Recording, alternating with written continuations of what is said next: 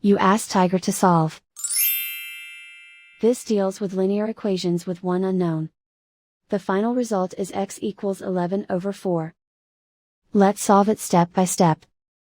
Simplify the expression. Expand the parentheses. Simplify the arithmetic. Remove the ones. Group all x terms on the left side of the equation. Add x to both sides.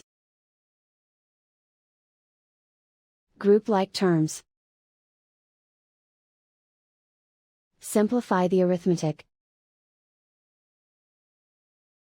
Group like terms.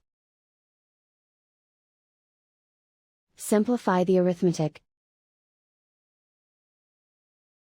Group all constants on the right side of the equation. Add 9 to both sides.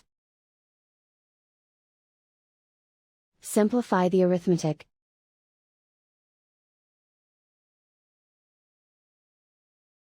Isolate the x.